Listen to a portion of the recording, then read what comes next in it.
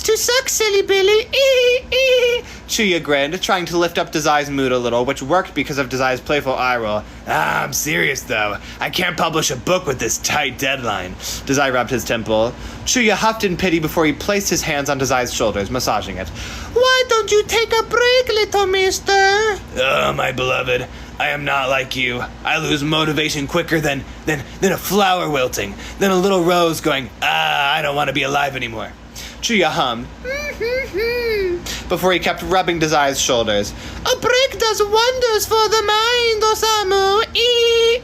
I know. I just need to write this chapter. I'm so close to finishing it. You can't force yourself to spill out words like that. Chuya smiled gently at Dazai before he leaned back. How about we go to the lakes, huh, silly Billy? Oh, why? Dazai lifted his head so he could look at Chuya with a raised eyebrow. To relax, of course, little mister. Chuya said, having a grin. And how would that help me? Maybe the calmness of it all can bring back the flow of words that come constantly in your mind. You know what I mean? Baby boo-boo. Chuya said, going to the hat rack and picked up his favorite hat.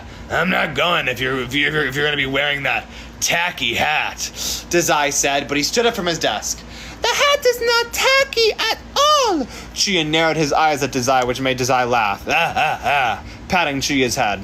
Dazai wore his trench coat and looked back at Chuya. Let's go now. Chuya and Dazai have always loved this little lake. It's not the place where they first met or where they had their first date. They just found it one day and started having walks around here. The frogs would ribbit, as it catches any fireflies that are unfortunate enough to fly past it. The willow tree was at the edge of the lake, making it more comfortable than ever. Chuya let his hand touch the wood, with 2 initials carved on it, D/C in a heart.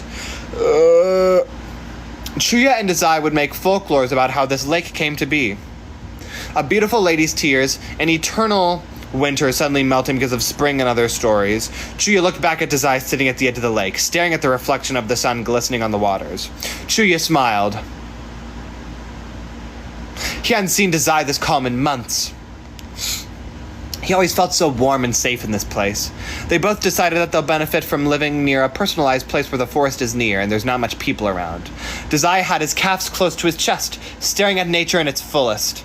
Chuya looked back at the 2 letters emblemed on the willow tree, kissing his fingers and placing them on the carvings.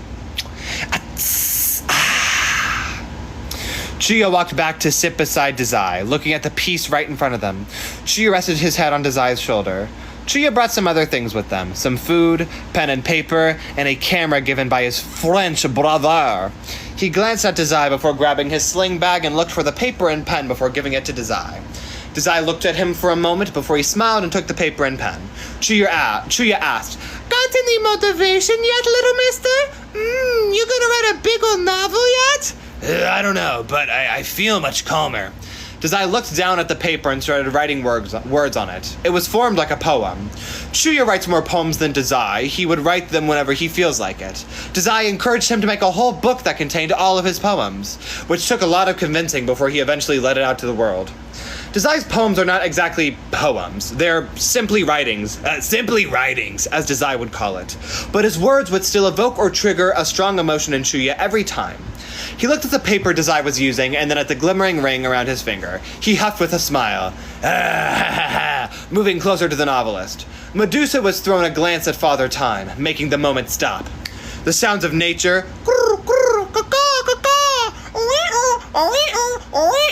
those were some of the sounds of nature. The wind blowing through their hair gently, as the clouds moved above them, the lily pads being used by the frogs to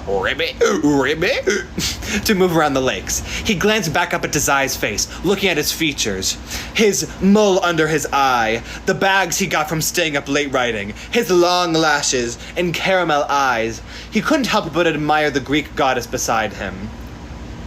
They didn't talk a lot. Their moments were filled with a comfortable silence, the sound of their breaths, and sounds of Mother Nature singing. Chuya gently intertwined their hands, and Dazai instantly followed. Chuya's eyes were half closed, still resting his head on Dazai's shoulder. He closed his eyes eventually, letting the moment be set in stone in his mind to relish. Chuya loves nature. He loves writing, but the love he has for Dazai is more than enough to fuel the earth. I love you, silly Billy. I love you too, little mister. 2 months ago. In the mist of the fog, I found you, a glimmering perfection reflected from the smile of a god. But I was trying to convince myself that you were just a rusty statue, not a good one. Eventually, I accepted you. Own cracks and love you for them. Scars to you beautiful, you could say. Always the kiss that I need to wake up from my slumber. Always the lips I wanted to feel until we are nothing but bones. I hope whenever you are lost, you find my guiding light. You find my guiding light. Chuya wrote this about me? Dazai asked, having a smile as he held the paper Chuya had given him. Don't be a narcissist. Not everything I write is about you, but yes. Dazai said with a gleeful smile before he giggled. Chuya's handwriting is really bad. Dazai then leaned in towards Chuya's face.